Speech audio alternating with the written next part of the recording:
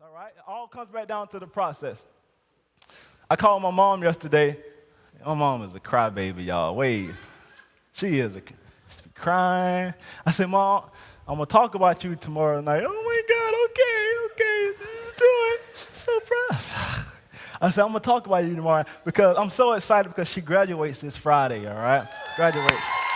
Give it up for her. Graduates this Friday. And what I admire the most, and I've seen my mother day and night fall, get back up, divorces, separation, getting back together, night shift, day shift, falling asleep at red light sometimes because she's so sleepy. She's been working 12 hours and going to school 8 hours, and you're trying to get a nap in, a nap there, all these different things, this process that she's going through to get what she wants.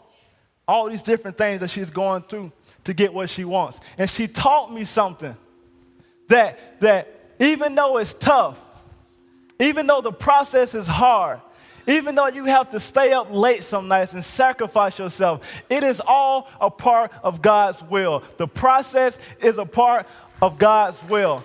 Never stop going after your dream. Never stop chasing the thing that you believe in. And what's at stake if we don't go after what God promised us? What's at stake if we quit in the process? What's at stake if we quit in our marriages? This is what at stake. We raise up a generation that don't understand what it means to stick it through something. This is what at stake. We raise up a generation that don't understand that you can't quit. That even though your marriage is tough, you got to work through it. That even though school gets hard, you have to stay there, you have to work at it. We cannot, as adults, begin to show our younger generation that it's okay to throw in the towel sometimes. If you have a dream, if you have a goal, you have to purpose within yourself that I'm going to go and get it regardless of how tough the process gets, how hard it gets. And when I get older, I don't want my son to look at me and I tell him, yeah, I quit school because it got hard. I've just justified his reason to quit when it gets hard. I don't want to tell my son, me and your mom separated because we couldn't work out our differences. I just made divorce okay for him.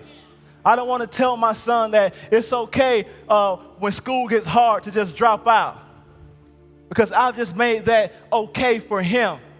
And you never know how your process encourages someone else.